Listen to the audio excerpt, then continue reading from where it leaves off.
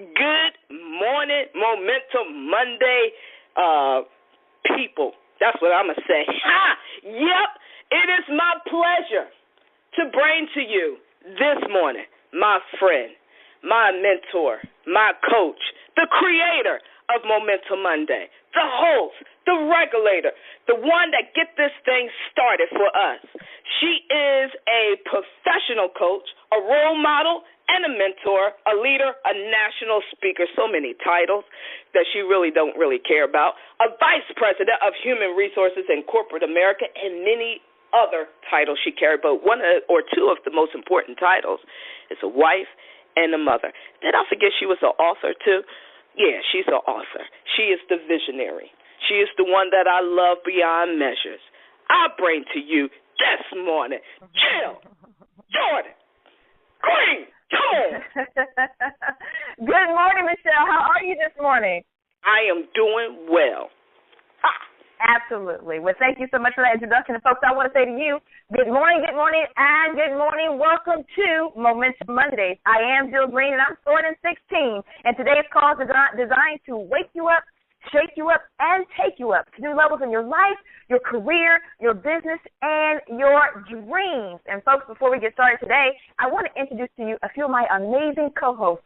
First up, we have Dr. Dawn Roseman. She's a partner in a major law firm, a writer, a keynote speaker, creator of Rain Tables, and a brand new author of Boss Presence, all the way from my hometown, Fort Wayne, Indiana. Good morning, Dawn. Hey, good morning. Hey, guess what, Jill? Just so happens I was literally created to reign 45 years ago today, so you already know what level I'm on. It's time to reign together. Let's go. Let's go. Happy birthday to Dawn. And next up, you already heard her amazing voice. She is Michelle Washington. She's a visionary Woman of War campaign. She's a brand new author of the Woman of War magazine, all the way from Newark, Delaware. Good morning, Michelle. Woo! Good morning, Jill Jordan Green. I am intentional about executing my vision, my plan, and purpose every single day. Good morning. I love it. Good morning to you. And, folks, next week, they will join us once again, Lynette and Bishop. They are away taking care of some personal things, but we will miss them this morning. And next up, we have this amazing young woman who's going to help us with our topic this morning. As you guys know, this month is Mental Health Month. We actually kicked off our discussion around mental health last month at the end of April at the Fort Wayne Makeover Conference. We had an amazing conference, and we had an amazing panel discussion with Sharice Dixie and Alice Jordan Miles and Danita, and it was all on mental health. And we did not realize the chord that we were striking. We did not realize the need for this discussion, and I'm so glad that we were sensitive enough to extend this discussion to Momentum Monday. So last week we had an amazing call. We had Pastor Anthony Payton with us last week. We had Sharice Dixie, who's a clinical specialist in this area. And this week, back on the line, we're going to have Pastor Anthony Payton, and we also have Miss Alice Jordan Miles, who's going to help us with this amazing discussion. And I'm honored that Miss Anita Washington is on the line, who's one of our amazing co-hosts. This is her new passion. I'm honored that she will bring this topic to us. She is the founder of Girls Rock. She is a community activist and leader in her city. She is soon to be an international youth ambassador, all the way from my hometown, Fort Wayne, Indiana. Good morning, Anita. Good morning, all Momentum Monday movers and shakers and listeners. I am excited. 44 years ago today, I actually was created along with Dawn. So I'm excited about today, May 9th, and what God I know is going to do through this call. So welcome, everybody. Amen. Well, Danita, happy birthday to you. And I am so excited about today's call because what I'm learning about this particular issue is that this does not miss anyone. Everyone can learn something about mental health, and it's not someone else's problem, but a lot of times the person is sitting right next to us that needs our help. So, Danita, why don't you go ahead and lead us into our discussion this morning? All right. Good morning. Well, I want to reintroduce Alice Jordan Miles. Alice is from Fort Wayne. She's an associate professor in the College of Health and Human Services at IPSW here, and she's also the assistant director of the Behavioral Health and Family Studies Institute. So just tell everybody good morning, Alice. Good morning, Danita. Good morning, everyone. Thank you. We also have, as Jill announced, Pastor Anthony Payton, my pastor from Fort Wayne, Indiana. He is the pastor teacher at Come As You Are Community Church. And so he was on last week, and we're excited that he was able to return with us this week.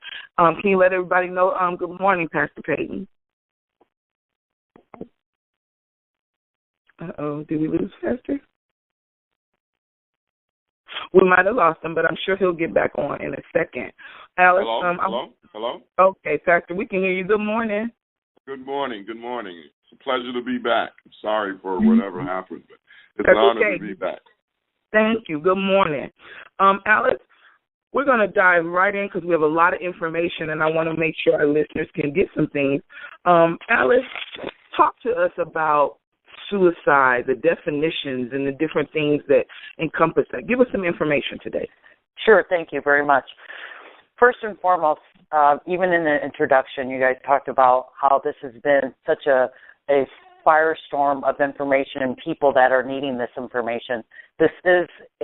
So many folks are suffering in silence, and I hope that our discussion today will give people the courage and the knowledge to reach out and get some help. Nonetheless, let's talk about suicide. Suicide is so overwhelming to people, and the thought of it alone, the stigma that is affixed to suicide, is what prevents people from reaching out and getting help. Suicide is a self-inflicted attempt on someone's life, and the outcome is death. A suicide attempt is someone who attempts suicide and, for a lack of a better word, was not successful. Suicide ideation is the thought of suicide. A suicide survivor is someone who is left behind after a suicide. So all the loved ones, all the friends, all the families who are affected by suicide is a suicide survivor.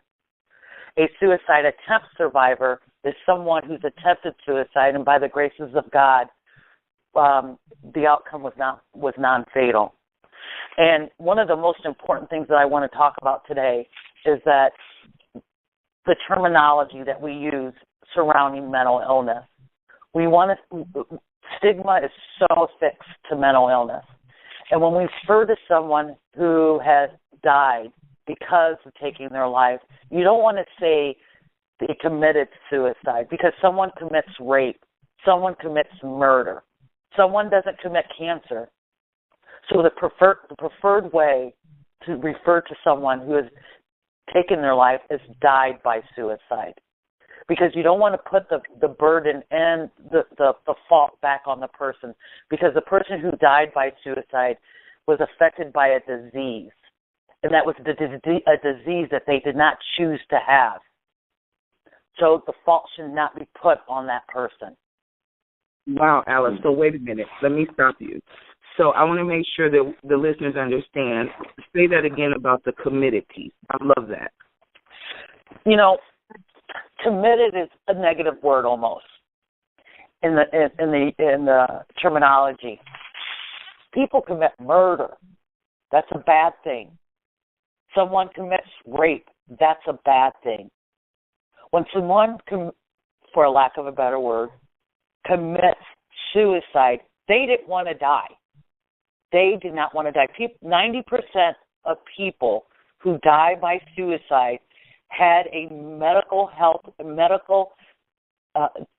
condition, mental health condition that they had no control over. 90%. That's pretty profound. Absolutely. Absolutely. Pastor Payton, in your field, tell me some of the signs and behaviors that you see a lot of times being a clergy and with mental health and suicide. What are some of the signs and behaviors that you've been aware of? Well, depression is top of the list. People go through traumatic life experiences and they have situational depression, or they have chemical depression that leads to those suicidal ideation and et cetera. You know, I think at the top of the list is that suicide, and I would add that, as I said last week, again, the challenge for the church in general, the challenge for the African American church specifically, is to understand that mental health issues are not a sign of lack of faith among people that are being challenged. No more than a person who has cancer, you would say, well, she didn't or he didn't take care of himself physically. I think the stigma that goes along within our community when it comes to mental health is staggering and stifling, and so people have a tendency not to seek help when they're going through that just because of the stigma that is there.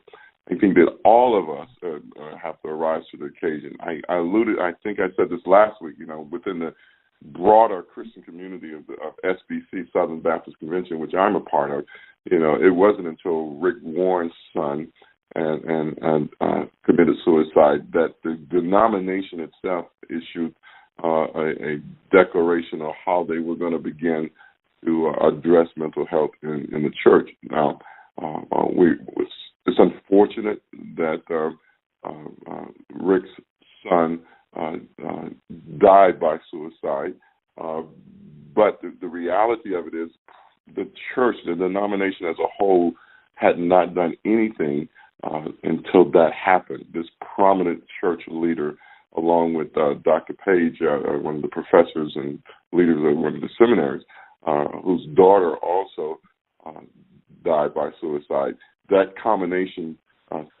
challenged the church, the denomination, and subsequently the church associated with the denomination to begin to address mental health issues face on. Wow. Alice, you and I have talked, and one of the things, what is it that clergy and pastoral staffs need to understand about mental health and suicide in order for this to become in the forefront of the pulpit in conversation and in teaching? And Pastor Peyton, please correct me if I'm wrong, but most ministers, their training is theologically based. Yeah, you're absolutely right. I mean, absolutely right. And therefore, when I'm Catholic, and I go to confession, and I say, "Bless me, Father, for I have sinned, and this is what I've done." And he tells me, go do 3 Hail Marys for our fathers, and everything will be fine. Yeah, that will enrich me spiritually, cleanse me spiritually, but it doesn't cleanse me mentally. We, as a society, need to look at the brain just like any other organ. For example, if we have if we're having heart problems, we go to a cardiologist. If we have kidney problems, we go to a kidney doctor.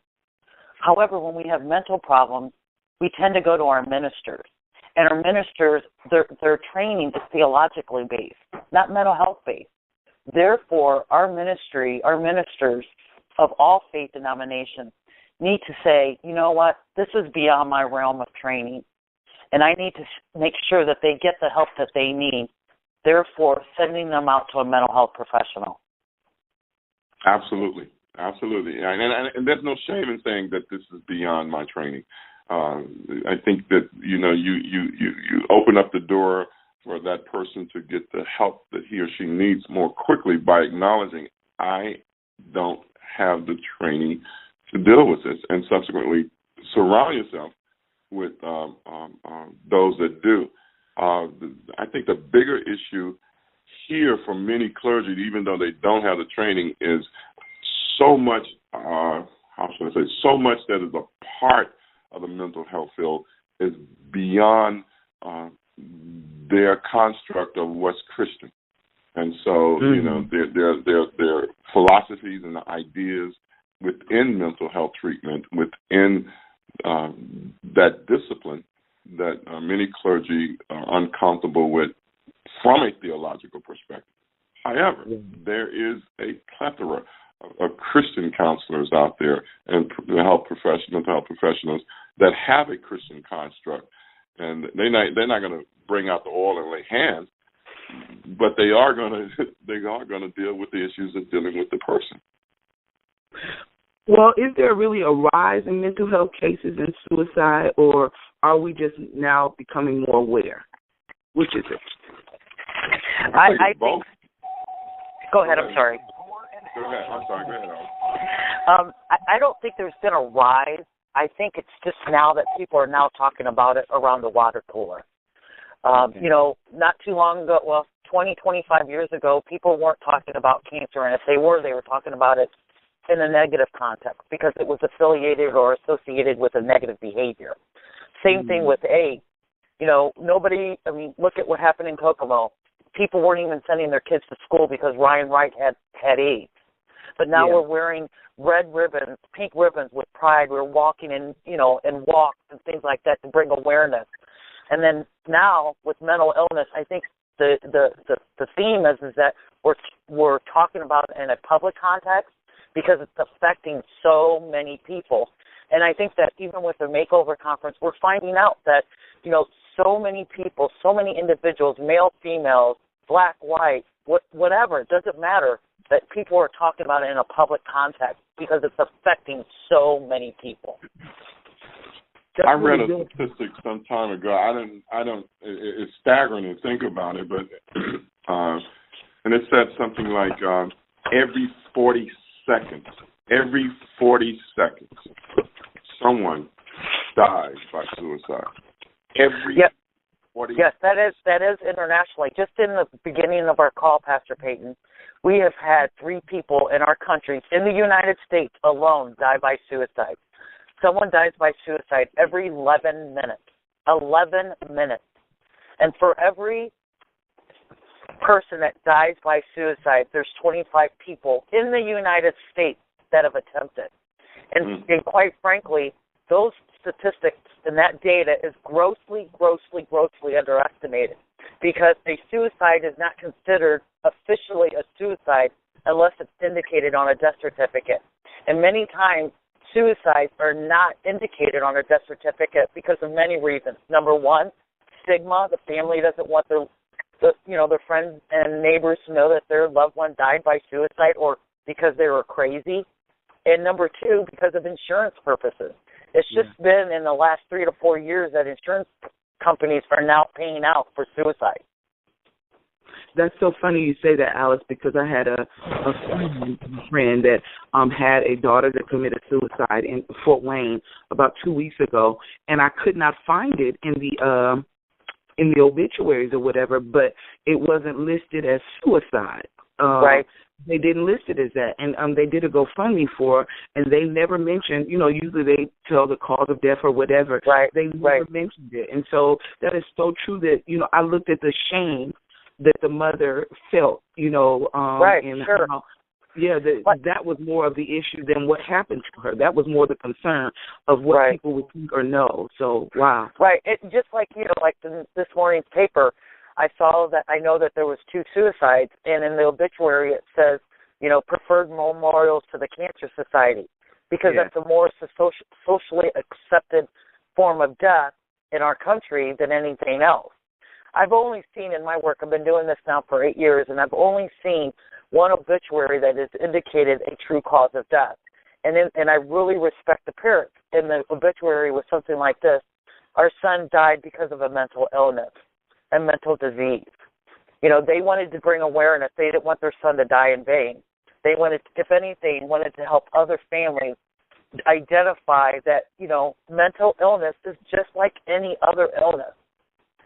Depression is real, and depression, anxiety, stress is the crux of many suicide attempts and suicide completions. I mean, and I hate to keep bringing up cancer, but cancer is a more socially accepted form of death, and it wasn't 20, 25 years ago. And we need to start talking about mental illness in the same context and in the same format that we do any other illness. Because the brain is just like any other organ in our body. Just because you can't see it doesn't give it any less credibility. And frankly, the brain is the most researched part of the body, but the least attention given to it. Wow. So, Alice, what do we do? Alice and Pastor Peyton, what are some things that we do if we see, for one, give us the signs, but also once we see the signs, what are the things that as family, as community leaders, as mentors, as loved ones, what do we do to help people that we think or we know are struggling with depression and suicide thoughts? Well, I think, go ahead, Pastor. No, Pastor, you go. I'm sorry. No, you go ahead. Go ahead. I know here in the Fort Wayne area, Danita, we're very, very fortunate to have a program within our police force called the CIT program. And what that stands for is Crisis Intervention Team. These are a group of police officers who are trained in an excess of 100 hours in mental illness and mental awareness. So, for example, if you have a loved one who perhaps has a family member or a friend that is experiencing a mental health crisis, you call 911, and when you call the dispatcher and you say, I'm assisting someone who's having a mental health crisis, please send out a CIT officer. This officer is trained in mental wellness and mental awareness. And when they arrive on the scene, they're not arriving on the scene with a defensive mode. They arrive at the scene with more compassion and understanding that this person isn't about hurting someone else. They're about hurting themselves. So their mindset is totally different. So then, therefore, they are then taken to a mental health facility here in Fort Wayne, and then they're taken into and admitted into the hospital versus taking and putting into a jail system. And if anyone that's listening would like to get that information or more information, I strongly encourage you to ask your local police force and ask them, do we have a CIT program? What can we do to get this started? I just received the monthly statistical information from April, and in the month of April, over 800 calls was made into our Fort Wayne Police Department in which CIT officers were dispatched. Those individuals were taken to our local mental health organization for help and assistance, whereas otherwise they would have been taken to jail. And that's the last place they need to be. Gotcha. Yeah, I've had a friend who lived in another state, and his son lived here in Fort Wayne, and his son called him and told him that he was going to kill himself, and those exact words. And so he phoned me and asked me how could I get over there. I subsequently called Gary Hamilton, and he told me to make sure that they called that particular team because they were going to be there with a different paradigm than regular police officers. And that's what we did. And the outcome was very good as a result of it. So I think that's a part of, knowing what the resources are in our community is crucial to that. I as being a clergy and being a clergy in this inner city, I think that, one of the things that we have to do is that the church has to see this as a part of its responsibility, that we have to address those issues because a lot of people in our congregation are dealing with mental health issues. And we have to know what the resources are. We have to be aware of the signs and symptoms there when we meet with them individually. And we have to be humble enough to know that, okay, this is beyond my capacity. As a pastor, let me plug them into the necessary help they need. I think we got to help remove the stigma that this isn't a lack of faith, that because they're going through this particular time, a season or circumstances, that this isn't a lack of faith on their part. I think that we have added that to it, and especially here late, where we within the last 15 years within church, within Christendom, we have made everybody feel bad because certain things were not going right in their life, and we define that as their lack of faith. So I think we have to remove the stigma of that. I think that we have to look at the fact and acknowledge that person is not quote unquote crazy. That they need a doctor, just like someone with cancer would need to go in to see a doctor. And all those things are part of what we need to do proactively as a church to make sure that we get our people better, not just spiritually, but holistically. Danita, can I add something to that? Just like, we're not saying by any means that prayer is not needed. Prayer is needed in everything. However, when someone does have cancer, they don't get better with just prayer.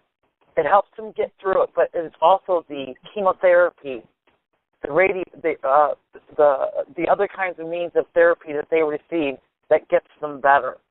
Prayer is helpful, but it doesn't get them through the threshold. This is just. I've never told anybody that came to me with. I never suggested to anyone that came to me. Well, I believe in the healing power of God. No question about it. We've had several people at our church that have gone through cancer. We prayed for them, but we've also said, stick to the doctor's regime, and God has done some miraculous things. I think that's a part of that stigma that we have to remove. It's not a lack of faith, because I believe in prayer. I think it was George Washington when he was crossing the Delaware, and he said something like, boys, pray, but keep the powder dry. I think that's the same principle. Yeah, we pray, but go to the doctor. Yes.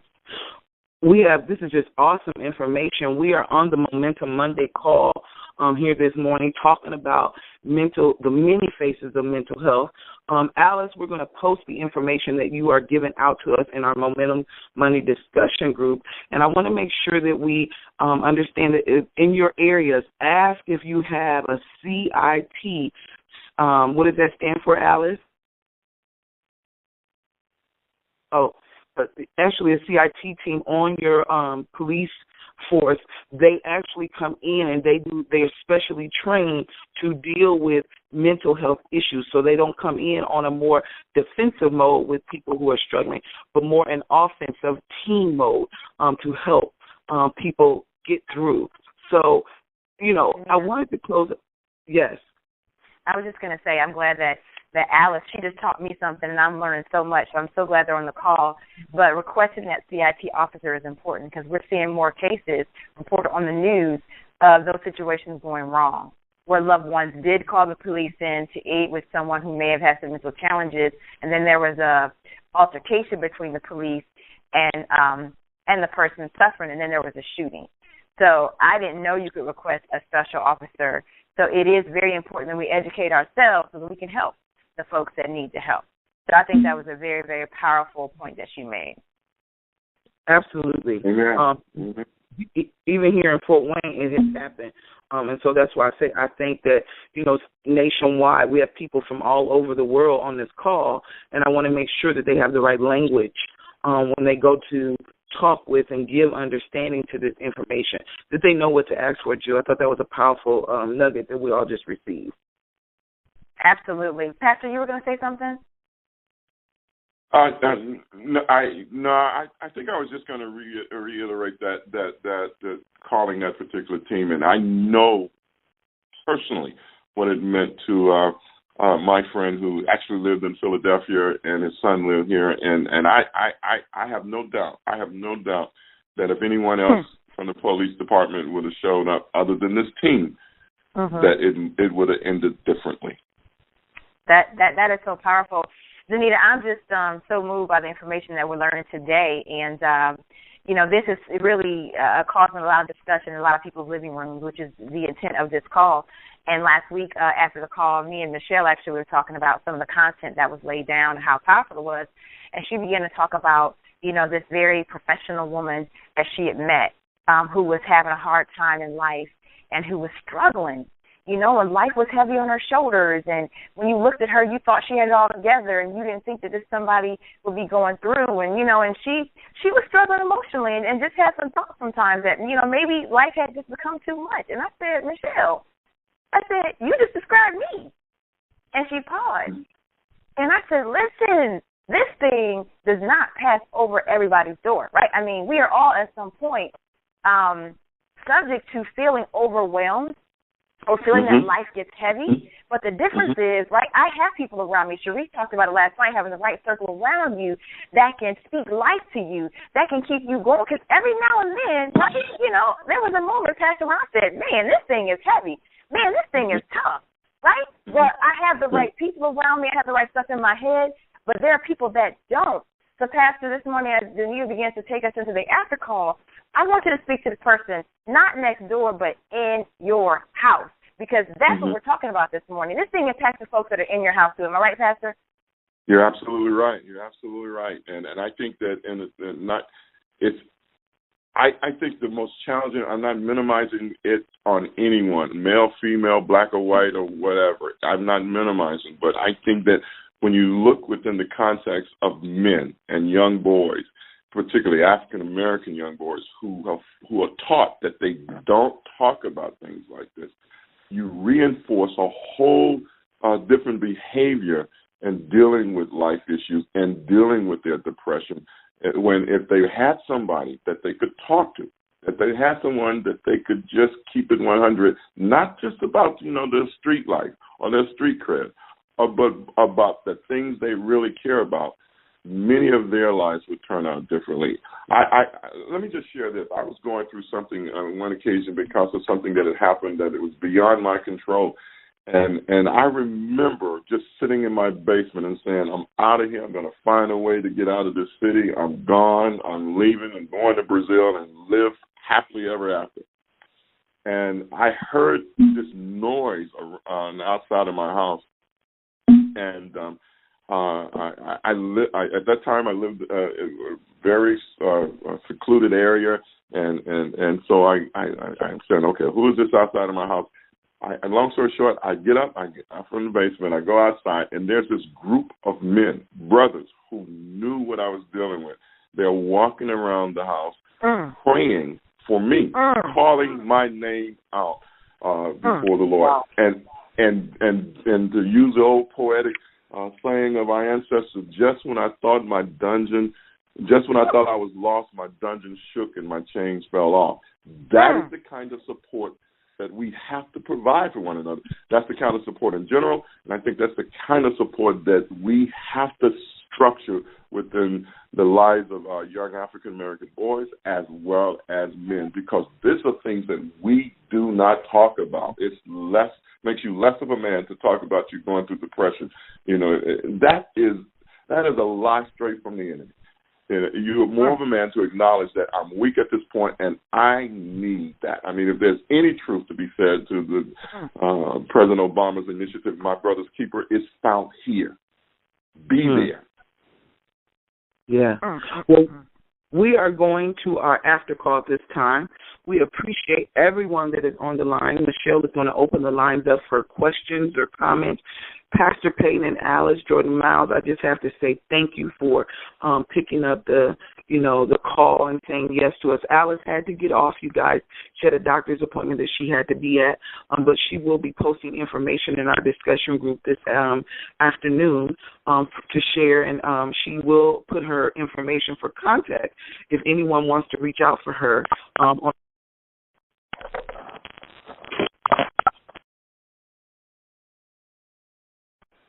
At this time, the lines are open. I'm hoping Pastor Peyton can stay on with us for the after-call discussion. Go ahead, Jill. Hey, didn't ask. No, I was just going to say, folks, if you want to participate, please hit *6. That will unmute your line. Hit *6. We'll see you and call on you. Dr. Dawn, was that you? Yeah, that was me. I just Pastor Peyton, hopefully he's still there. There's someone posted in our group. It's just a powerful thing, and I think it's something that is part of the problem. It says something like talking about the negative stigma in the church, and they were remarking that they could actually remember being taught in church that for years that suicide was unrepentant and therefore unforgivable,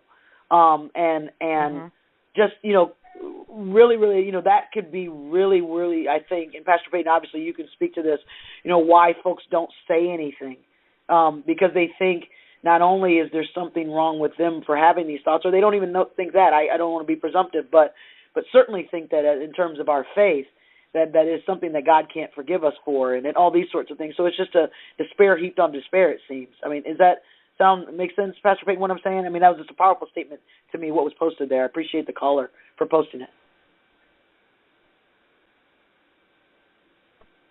Did we lose Pastor?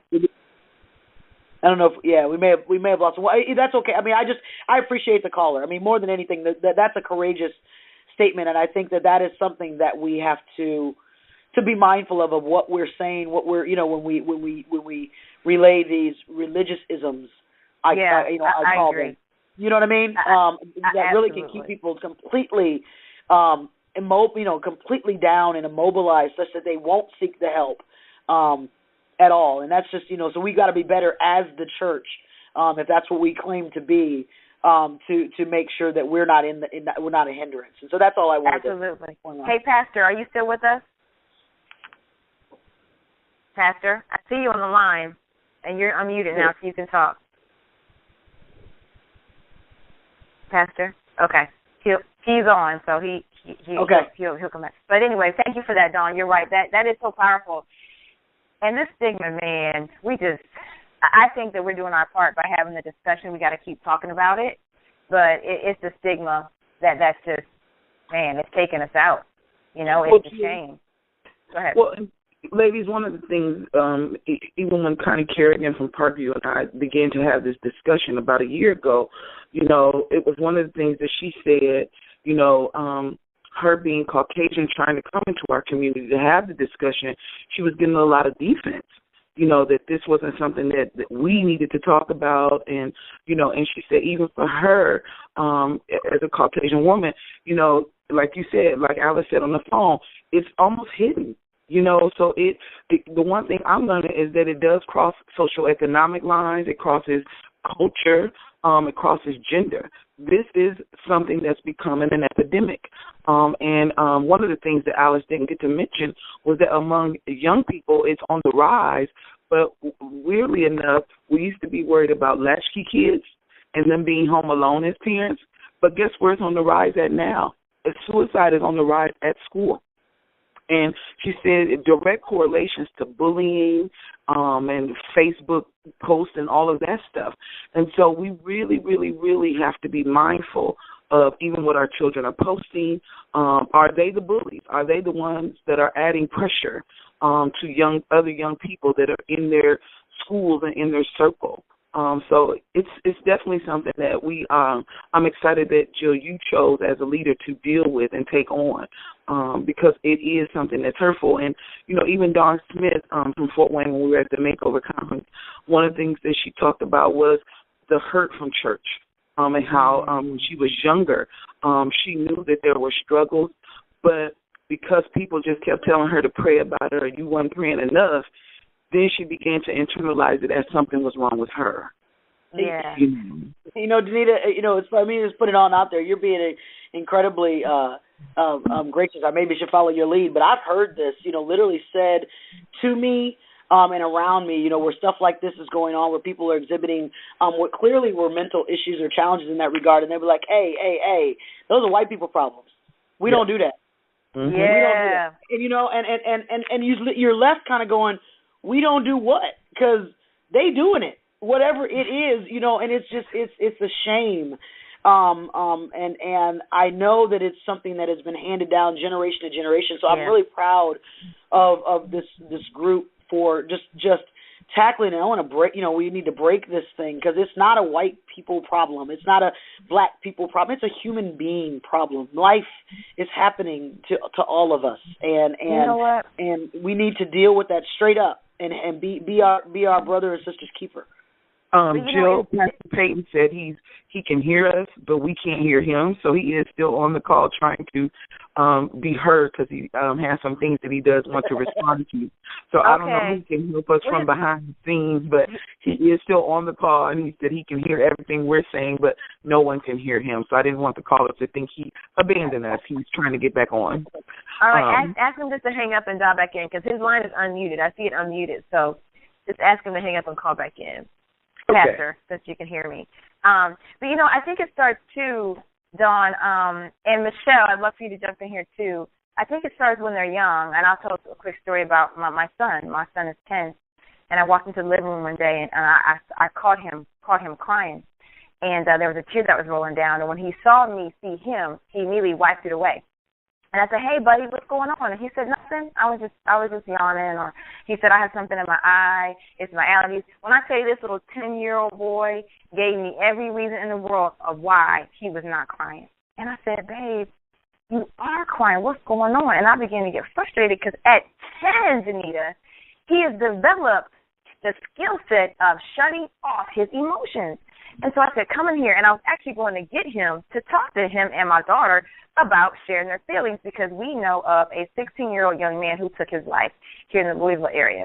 And it rocked our world because we knew this young man. And so we were actually calling our kids in to talk to them about the very thing that was happening with my son. And so I bring him in. I sit him down and I said, son, it's okay. This is a safe place. It's okay to talk to us. It took me 25 minutes to get him to share what caused that tear to drop down his face. And I was crying. At the end, I was crying. He was crying. My daughter walked in and said, why is everybody crying? And I said, because we're all going to cry today. You know, and she kind of laughed, but I was like, buddy, then I realized, Dawn, that he wasn't used to seeing his mother cry. Because, you know, I don't really cry. And I looked at my husband and said, listen, we've got to role model what's okay because he's 10 and already developed this thing, I don't cry, I don't show my emotions because I'm a boy. Well, I think let me tell you guys, my son is 24, and we just had, I hope he don't kill me, he know I'm going to talk, but it was like a month ago here at home, and, you know, he's living on his own, has kids, doing the best he can to be a dad, but he really struggled. He was struggling, and a friend of mine happened to be here that evening, and they just began to talk, and I came out, and they both was like in a moment, and I thought, wait a minute, what happened here? And they just waved me away because what was critical, Jill, is that it was a man moment. It was a man moment, and our boys do need to see other men who are seasoned, who do cry, who do, because, you know, okay, I'm opposite of you, Jill. My kids, they know I cried. Y'all know I cried.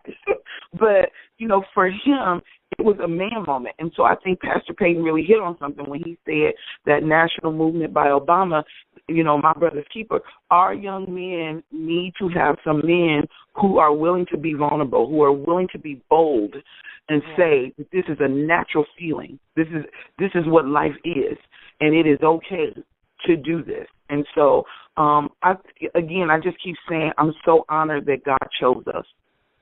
I'm so honored that he chose us to be bold and to stand and have this conversation and for us to be vulnerable.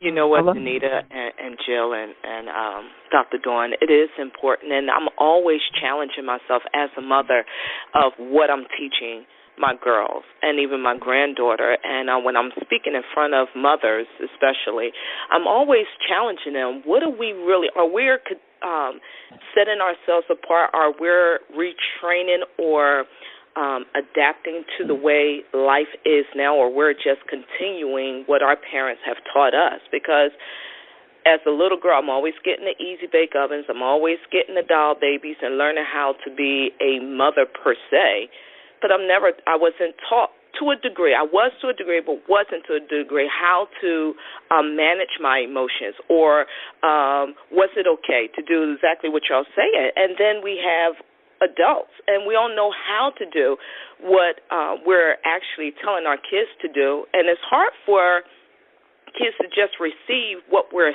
saying, but it's so much easier for them to receive what we're doing. So I challenge the callers today to be vulnerable, to be authentic with our kids. It's not just okay for men to say we don't show emotions or we're hard. That's because what happens is we as wives, or when our girls get married to these guys, they don't even know how to relate to these men that they're married to, because they were taught that they had to be hard, they had to be this way, and that's just how men are. Is that true, or is that something that we just continue with this cycle of the stigma of not showing emotions? So I challenge all the to be authentic when we're speaking to our kids. And I go all in, Jill. When I'm talking to my daughters, I tell them the success stories, and I tell them the things I wish I would have done differently, so they all have a better picture of what reality really is, and not this, you know, this fantasy of what we think it should be. Absolutely. I think, Michelle, thank you for that. I think I saw Pastor Peyton jump back on. Pastor, are you with us? I saw him on the caller line. Okay, Pastor. Well, Michelle, to add to that, I think one of the things that we missed that Pastor Payne said on the call was, as a clergy, they have to have the humility to say when something is beyond them. And I think as parents, we have to do the same. See, we have to have the humility to say, this is beyond me.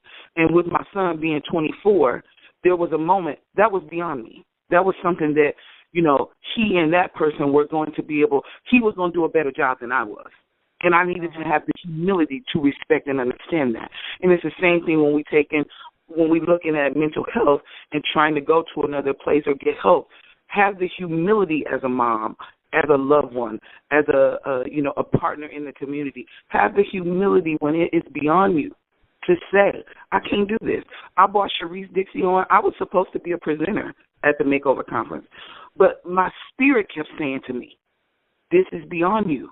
Have the humility, Danita, to sit down and allow Sharice to do what God gifted her to do. It's okay. Don't trip. It's not about you. Have the humility. And so I think so many times I thought Pastor Peyton elegantly said that as a pastor, he has to have the humility when it's beyond him to say, this is beyond me and beyond the pulpit in which I have learned my theological pieces, that now this is mental health, and I need to stretch and get someone in here who can do this and help my people. And so I thought that was a huge piece. I think so too, Danita. That was huge. I want to just pause for a second to see if we have anybody who wants to jump in, because you see that our co-hosts, we're very passionate about this topic, and we all have personal things we would like to share. I'm just going to pause for a minute and see if there's anybody who'd like to jump in and share, ask a question. And now, you need to hit *6 to unmute your line. Even if we have you unmuted, you still have to hit *6 to unmute your line. And that will help you participate in our amazing discussion this morning. You are on Momentum Monday. You've reached the after call. And this is really powerful. Okay, can you hear me now? Yay! Pastor! There you are. Yes, go ahead, Pastor. Okay, I don't know where I heard the entire conversation, and I was trying to find out. I don't know what I did, but I want to come back to that part that we're talking about men, because I think it's so critical for us. One of the things that I've said, I do a piece on 7 things every son needs from his father, and one of the things that I teach in that is that he has to see his father fail. He has to understand the failures.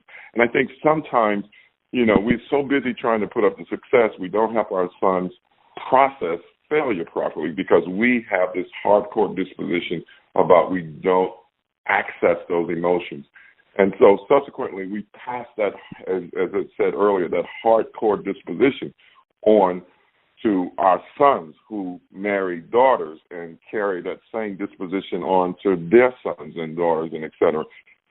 So I think it's critical that we begin that honest discussion about how, as men, you access those emotions and you have subsequently people in your life that can help you process what you're going through. It doesn't make you less of a man, and to be able to say, okay, I'm not feeling it today. I feel like I'm beat up, and rather than coming home and becoming stoic and going in a corner, I can't tell you how many times I've been in counseling with men whose wives will say, talk to me. And they're saying, well, you don't understand. You don't understand. And they have no one in their life that they could talk to. But the moment you invite the wife out and you say, hey, bro, let's just put the cards on the table. What's going on? Then they open up as long as they feel that it's safe. That's and right. That is a part of helping our boys process and men process that part of it. I know for me that if it had not been for those 30 men outside my house, walking around that house, praying that I come out of that basement and be who I've been called to be and do what I've been called to do, I don't know if I would even be here today, honestly. Pastor, But that's so powerful. And I'm glad you said that, because I have this vision of these men walking around your house, marching around your house, praying down that wall, praying to make sure, right? Because, I mean, and just the physical vision of that support is amazing. But what about those young men that don't have 3 brothers walking around their house, right? What about, and I think that's what our challenge is, right? I think that for those of us who are blessed enough to have that circle of support, find a way to make it through the next week and the next month and be who God has called us to be. But I think the breakdown and the lack of male role models and male figures for some of our men, I think, is our challenge. Would you agree with that, Pastor?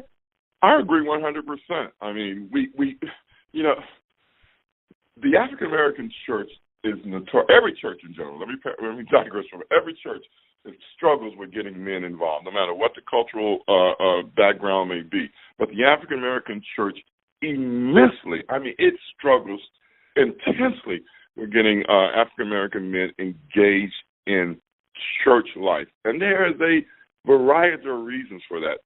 But I think it takes those of us that are healthy, that are honest with who we are, our successes and our failures, and to model that before and with other young boys and other men. You know, I took 3 young boys to Brazil last year, and I thought I was going to do them a favor. It changed my life. It changed my life. Yeah, it impacted them, but it changed my life, and it caused me to repent that I hadn't took that trip with them and others over the course of the 15 years that I've gone. I watched these young men, these young boys, I watched them grow in a week that is still a part of their process now. I mean, their whole disposition, how they dress now, how they come to church, how they talk. I mean, after church, they come straight to my office, sit down and talk. I'm tired. I done preached, but I cannot afford not to hear them. Sometimes they don't have anything profound to say. They just want to kick it. I make sure I spend that time with them. When they're going through, I had one call and say, I can't make it. I'm in college. It's overwhelming. Should I just drop out? He came to the house. We sat for hours, processing what he was going through. He cried. I cried with him because he had the audacity to say, hey, I am not making it. I'm failing. We come up with a plan how he can manage his time, and he's done it, and he's still in college. That's the kind that we have to be there. We have to intentionally be there. We cannot afford just to pass by just because your sons are making it. We have to be that village and say to those boys, say, hey, you know what? I'm here for you. You made my blood, but it's imperative that I be a part of you making it. Woo, Pastor. You got me fired up over here. Folks, you're on Momentum Monday's After Call. We're talking about mental health. This is the month for mental health. Our series is called The Many Faces of Mental Health. Today, specifically, we're talking about suicide. Did you know that every 40 seconds someone dies by suicide? And more often than that, someone makes the attempt. And it's been an amazing discussion with Alice Jordan Miles and Pastor Anthony Payton, both out of Fort Wayne, Indiana, brought to us by our own amazing Janita Washington, one of our co-hosts on the call. Janita, I am just touched and moved and better informed this morning as a result of this call. And, Pastor, we know that you have lots of things going on, but I hope you can join us again because we are going to be and Janita's going to close us out, but we definitely are going to talk about this again. I actually want to hone back in. It won't be for today, but you talked about that our boys need to learn how to process failure properly. And I think that we all can learn that lesson. And so I'm going to check in with Anita and just see if she can find a way to add that to her agenda for next week's call. I would love to hear more about helping people process failure, because I think it is the failure in life that creates the pressure, that creates people feeling like there aren't any options left, which leads to the decision to take this route. So, Danita, Danita, I want you to be the last one to speak. Pastor, I'm going to ask our co-hosts if they have any final thoughts. Pastor, I'll give you an opportunity to share, and then Danita will be the last voice that you hear. So, to my co-host on the line this morning, Dr. Dawn, you have any final thoughts this morning?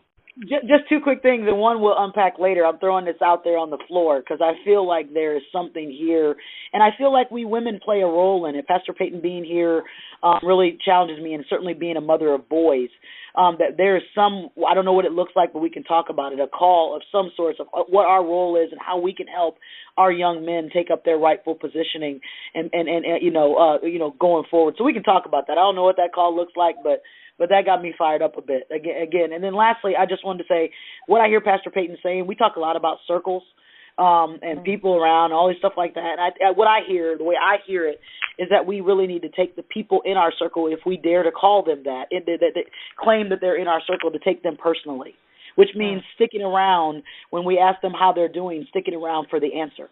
And endeavoring to truly try and see them and see what's going on, and not allowing them to escape with I'm fine, and when they're really clearly not. And so I just appreciate the challenge, Pastor. At least that's the way I take it. Maybe that's the way I'm built, but just to make sure that we are taking the people in our life personally and caring about them for real, so that we can do the best we can and participate with God, not to miss it when He's asking us to be His hands and feet. So I appreciate that. Thank you for that, Dr. Dawn. We did have one caller, 678. I believe she's out of Atlanta. I'm going to pause for a second. I'm sorry I missed you, but I don't want to miss the opportunity to serve you if you still would like to share this morning. Good morning. It's Roxanne. Hey, Roxanne. Hey. I wasn't privy to the entire call this morning, so I'll go back and listen to it. But I do appreciate the transparency of you, Jill, explaining how you interacted with CJ. I am a single parent, and in less than a year, we are about to move twice. And I'm really, really concerned about my son and how this is going to impact him. I heard the conversation going towards boys and how they keep things in because other boys or men tell them that boys don't cry. I try to create a safe zone in my home with my son when I see that he's frustrated. And the phrase I use is, I'm going to cut you a break.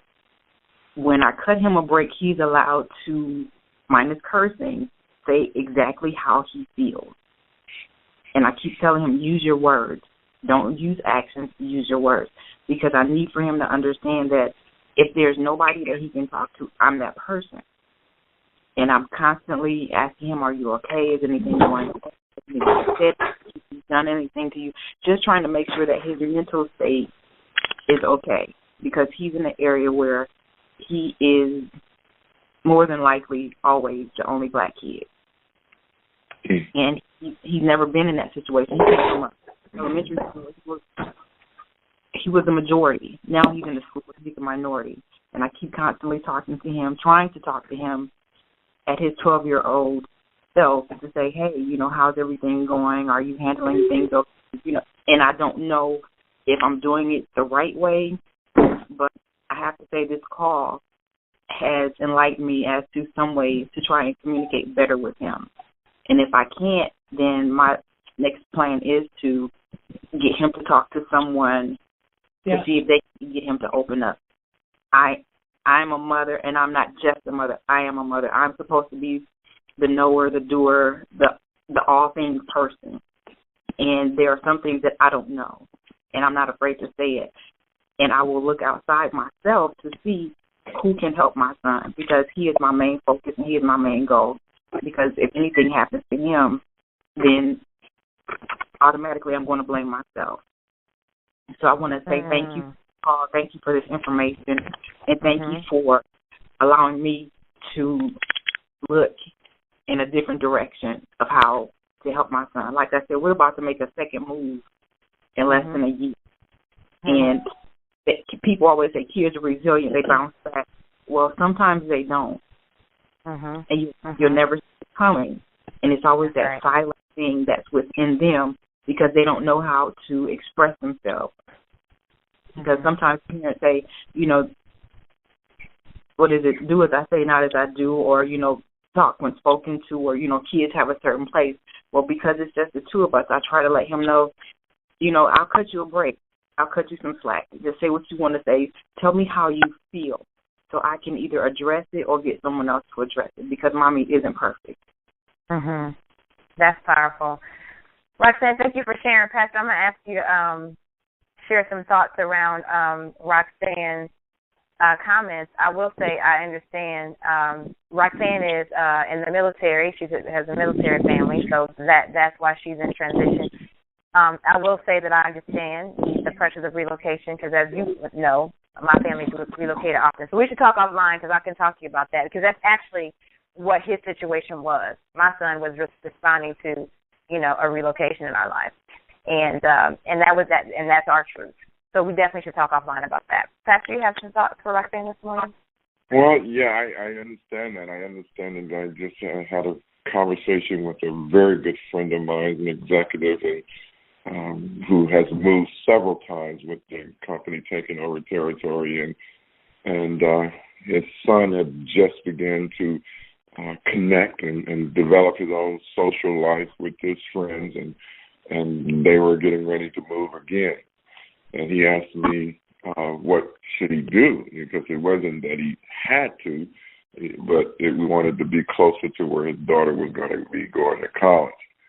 And my suggestion to him was, don't make the move if you don't have to, because, your son needs to know that you care as much about him and staying as you care about your daughter and willingness to move closer to her college.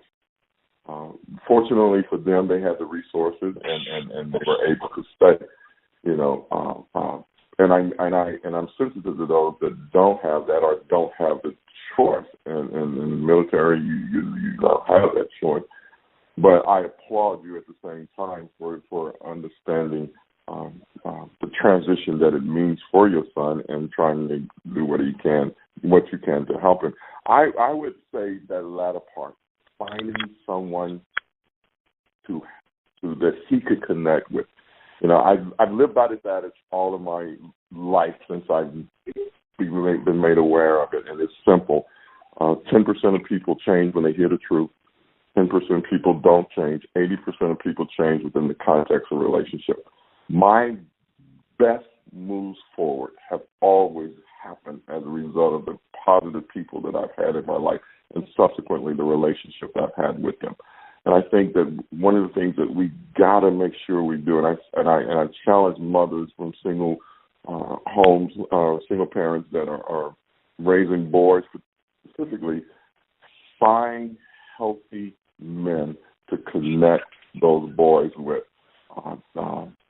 And I know that in and of itself is a challenge, but there are some out there that don't mind taking the time, that have no secondary agenda, that just want to be there to make sure that another African American boy does not fall through the cracks. And I will be praying with you that God sends someone or puts him in an environment where that occurs. Thank you, Pastor. Thank you so much for that, folks. This is historic. This will go down in the book. This is probably the longest Momentum Monday call we've ever had, but I will say the most impactful. It is 8:33. We've never gone this long, but the Spirit told me that we need to keep the lines open and we need to go until we're finished. So, Pastor, thank you so much for just being so patient with our callers this morning. Roxanne, thank you for speaking up, because when you speak, and you often do, you represent a lot of those who can't. Either they're at work and they can't, but they're listening by mute, or they just don't have their own voice to share. And so it's always helpful when someone else speaks up. Especially this call has really turned to our sons and our boys, which is appropriate for what we're seeing right now in the season of our country. And, Pastor, tell us, to stop calling you and ringing your phone, when you get sick of us. And we won't promise we'll stop, but we'll just say, okay. We heard it. Right. This is an honor. I appreciate being here. I really do. I look forward to this call, and I'm just honored. Go ahead. I'm sorry. I'm honored. Awesome. No, so we would love, and of course, Danita, you need to approve this, but I'm asking you if we can pick up this discussion next week, especially around our young boys. And I love the focus on teaching our boys how to process failure, I think it does fall in line with Mental Health Month, because I think, and we don't have to just talk about our sons, but I definitely want to find a way to weave that into our discussion next week, if you're okay with that, Danita. I am, and the one thing I was going to say is that my push would be that we use it to just talk with our youth, because I'm listening to the lady out of Atlanta, and I raised 2 boys. And their dad was in their life, but, I hear her struggle. I hear her fear, because part of the fear is that we don't want to fail them, and even though we have all the other things in life in order, the one important thing that we are placed here to do is to parent the way that we're supposed to parent through God's eyes. And so what I hear and feel in my spirit with her is the fear of failure. And I want to tell her today, you're not failing, because she had the courage to speak up and reach out. So the one thing I want to charge her and push her to do is what Pastor Payton said. The one thing I did, even when my marriage got rocky, is that I found leaders around me at work, men, people that I knew would be able to partner with me in parenting. That's a hashtag. Get some people to partner with you in parenting. And even when you make the move, begin to seek where you're going. And say, is there an NBK there that the Obama plan has made? Is there a Boy and Girls Club? Whatever you need to do, just like we research for good basketball teams and coaches and, whatever our kids are in, we research those things to make sure they get the best. But I think sometimes as parent, and I'm not saying her, I'm just saying for myself, initially I didn't research mentors the way that I should have initially. And so now I'm intentional, even as my boys are young adult men, that I researched. When my son went to Indy, I researched for him a mentor at 23 years old. And he found a great guy there that gets in the church and just helps him be a father to his daughter there, and on the onset of becoming a husband soon. And so I challenge any parent on the line to do that. I want to say thank you to Pastor Payton, who always says yes to me when I do these requests for him to come and be supportive. He's doing a really big piece, he and I, on fatherhood. It's called the First Class Seat. So I would love to see that go to some areas that are on the phone, Jill, and people are asking what can we do. I think those conversations can happen. And so I love you all. Thank you guys for giving us your morning this morning. And I say let's move forward. I'm looking forward to the call next week. Absolutely. Well, folks, we are out of time. We want to thank you. And I can't believe we still have so many people on the line left. So that means that this definitely hit all the right buttons this morning. So, folks, again, you're here on Momentum Monday. This is a very special call. Many faces of mental health all month long. We're going to be talking about this. And as you see, each week it has a different focus. So, listen, leaders don't grow alone. Next week, please invite someone to this call, because everyone needs to hear it. It might not be them today, but it could be somebody they know. So until next Monday, we're going to ask you guys to be great. And we'll see you next Monday here on Momentum Monday, where your Mondays will never be the same. We love you. This is being recorded.